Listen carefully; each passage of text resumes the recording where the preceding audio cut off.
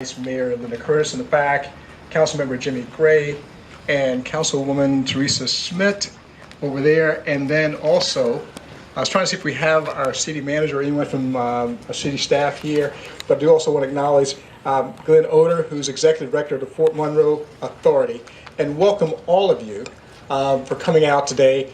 And I often tell groups when I welcome to the city that we are a city that's 407 years old. In fact, we had our 407th birthday back on July 9th. But if you look around the city, you don't see a lot of things that reflect a 400-plus-year-old history. And that's because my understanding was we were burned down or burned ourselves down twice. And Mike Cobb's here, and he may be able to correct me on that one. But history is a very, very important part of Hampton. We just have tremendous history. And so for passionate citizens to want to undertake a project such as this, to restore a 100-year-old relic that many of you may have grown up riding on. I can't talk about it. I was not here, but I'm not sure when they stopped running streetcars in Hampton. But that said, it is just fantastic that they want to undertake this project. So you talk about a labor of love. Well, the love part was probably getting it down here. Now the labor is going to begin.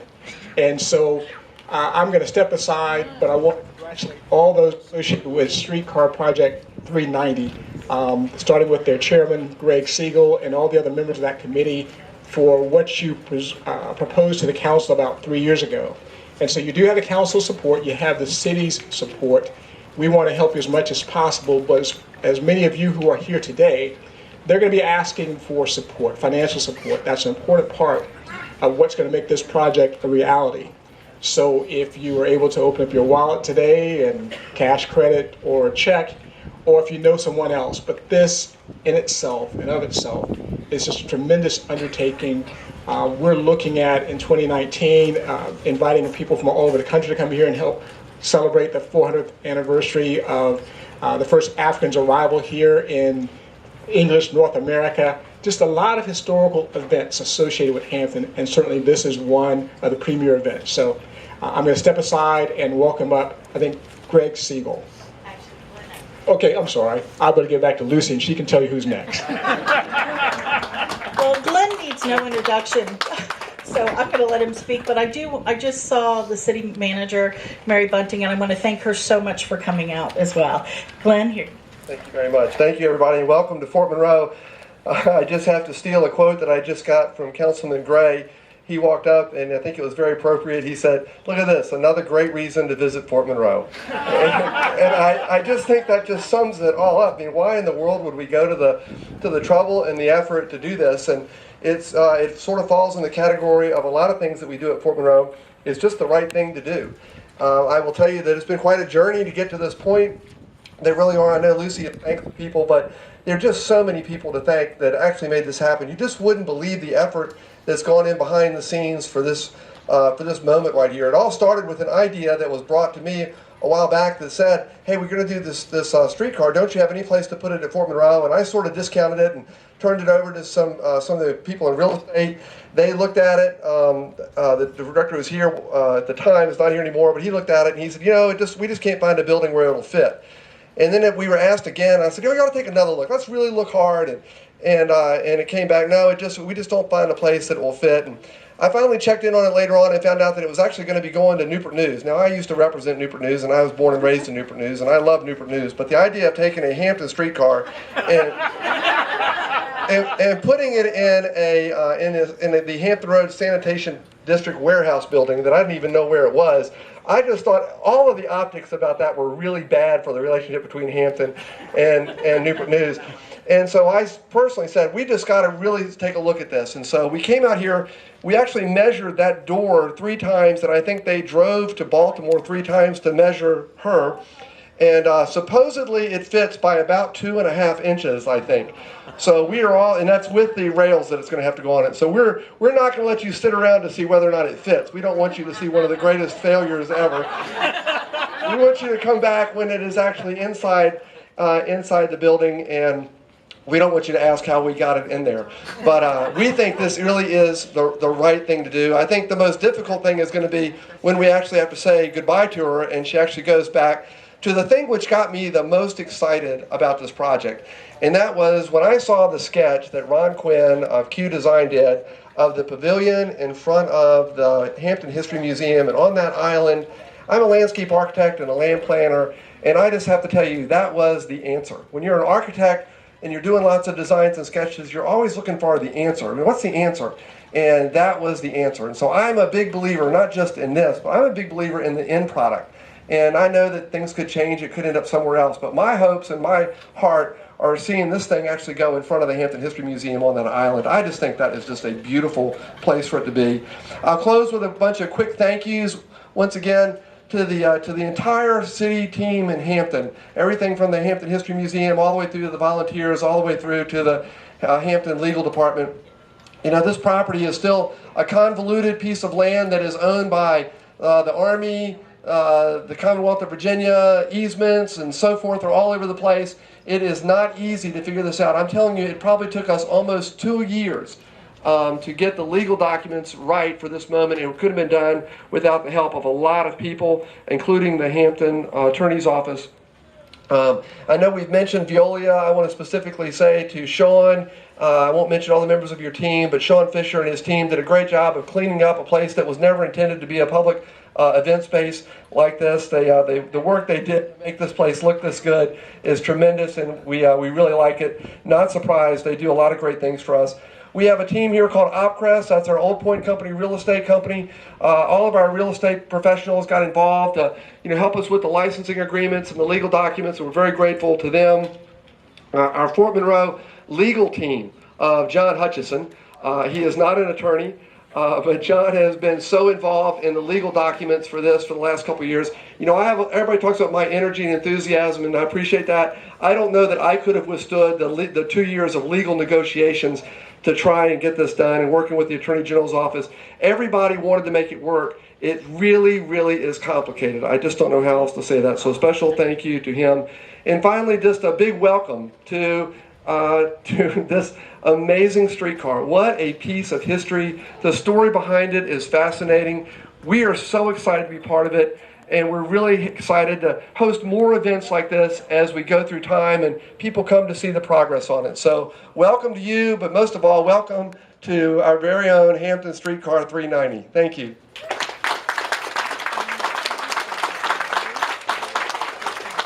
And most of the time, Glenn and I agree, but I actually have a slightly different philosophy.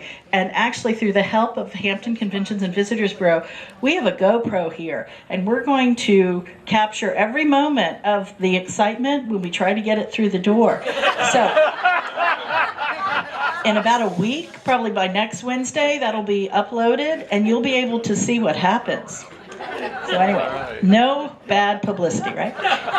So anyway, now it's my pleasure to invite up Mike Cobb, who for about 30 years was the curator for the city, but now he is our historian and an author. Mike Cobb. Thank you, Lucy. Glenn and I have done many programs. My good friend Glenn. And Glenn talks about Fort Monroe, Freedom's Fort. And I follow talking about Fort Wall, Freedom's Island. But we're here today to talk about something else. Something as special in a different way. Streetcar 390, the last of its kind. A precious, seminal artifact of our history. Our history is being lost in a lot of ways, our memory. And this car will help bring it back, as Fort Monroe will. I teach history on a college level, have for years. And to give you an example, after one class, a young man and a young woman stayed back and for research assignments. And the young woman stepped forward and said, I want to do my paper on James Audubon. And I said, well, why? And she wasn't really clear who he was, a 19th century naturalist who painted the birds, which, by the way, he shot before he painted them. but at any rate, I said, well, why do you want to do Audubon? And she said, well, and the young man sitting here watching, his eyes are getting bigger. And she says, well, I was in New Orleans recently, and the zoo was named for Audubon. And the young man's eyes are getting big as saucers, and he steps forward and says, yeah, man, he must have been important. They named all the roads in Germany after him, too. That's why Fort Monroe and this trolley is important, to bring our history to people in a way that nothing else can do. What is this? What is this car? What is the story behind it? My gosh, what a story it is. What a story it is. It comes here in the era of the First World War, the Great War. Addie, since we're at Fort Monroe, the Great War is not the Civil War, it's the First World War I'm referring to. And it's an operation until throughout the Second World War. So between the great wars of the century, this trolley clanged and banged and rattled up and down the streets of Hampton. And I'd like for you to imagine now. And it's bigger than you think, isn't it? When I first saw it, I thought it would be smaller. But at any rate, imagine just going down Queen Street. And imagine the buildings that still exist, the historic buildings there on our beautiful Queen Street, and put this car in the center of those streets, of those buildings, and what that would have looked like. Also picture it going up Victoria Avenue, this beautiful, beautiful road. You know what it was originally named? Electric Avenue. Well, that's pretty darn good.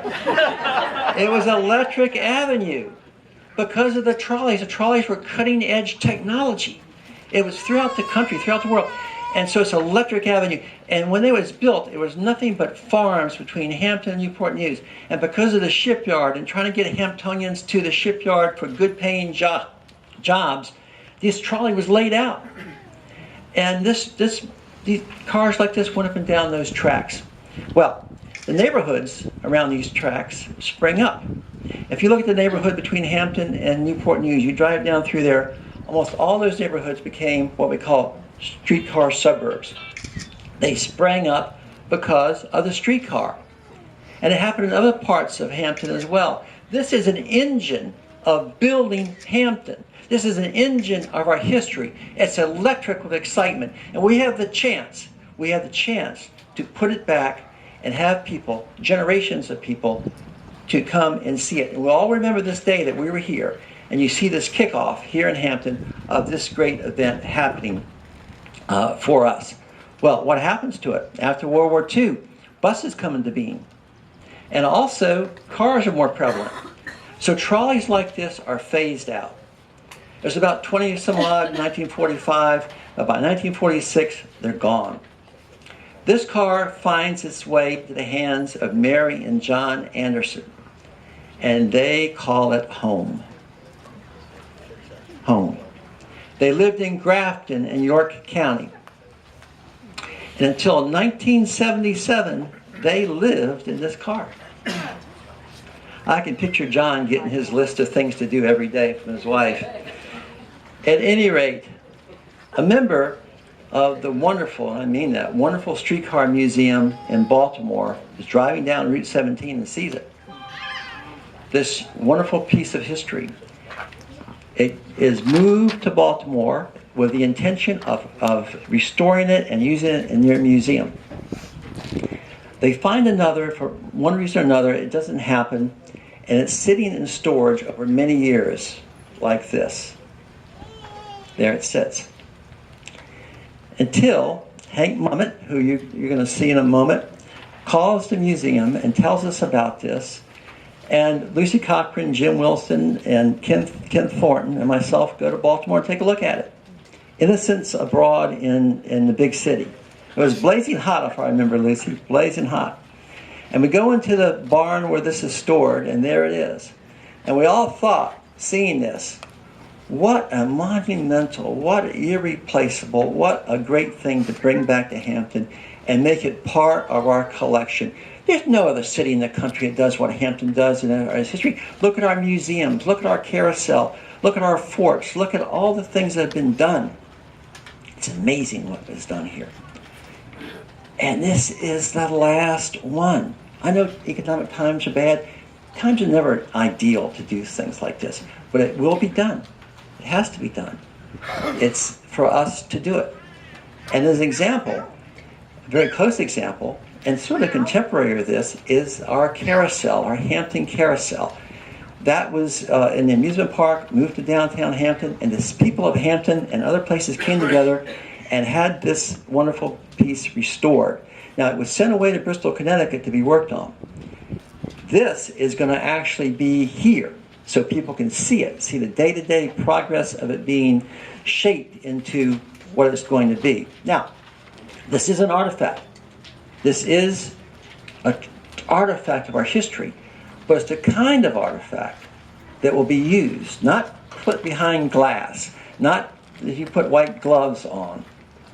It's going to be used like the carousel, and also like the Constitution, the great ship that's in Boston. It's an historic ship, most historic ship in America, but you can walk on it, you can touch it. This is going to be like that. This is going to be practical history where people can come, experience, and learn this living school, this thing that's going to be seen by all of us differently and perceived differently, and in any way which we choose to do. Now, stories. That's what history really is, ultimately. It's stories, people's stories. I know over the years, talking to people in Hampton, they would tell the stories of riding this, sometimes illegally. They would jump on it and ride. The little boys would, dogs would chase it and such. And people rode this, and they have that memory, and that memory is being recorded and to be part of the exhibit when the trolley is set up. I can also tell you that over the years, that one of the most common artifacts that were given to us are pieces of the trolley track. Much of the trolley track is still on the streets of Hampton, but much of it was saved, sections of it saved. More than that, every other person on the peninsula has a spike from the trolley car. I know many times going to homes and having people come in and donating a collection of things, and at the end, as I'm walking out, they say, by the way, Mike, I have a spike from the trolley. They're on plaques, they're in wrappings, they're in all kinds of ways. But what that means is the trolley was very much part of our history. One of the great artifacts, and I tend to sort of measure things in artifacts, whenever we see a precious piece, be it connected to Fort Monroe or be it connected to the trolley, it always is what makes this business electric. Ernie Phelps, a Hamptonian. Ernie Phelps, his great-grandfather helped burn Hampton during the Civil War. Ernie has the bell that you push down. It was used on one of these trolleys, and he has it, and it's cherished. He holds it, and he cleans it, and such. It's an important artifact for him. And one day, he's going to turn that artifact over to the museum. It's going to become part of this experience. Now, I have to tell you in closing that personally, in my time, 32 years, that, and counting, that when the archaeologists are digging in the ground, when we're building a museum, when we're putting the carousel up, when we're doing things related to our past, new exhibits, such, that's when it's exciting. That's when Hampton is at its best, when we're doing this type of enterprise. We're energized, we're connected, and that's who we are after all, because we are one of the most historic towns in this country. And that memory of our history, from 12,000 years ago when the Native Americans wandered this shore to this day, and this trolley was driven in, that's us at our best. I thank you all very much.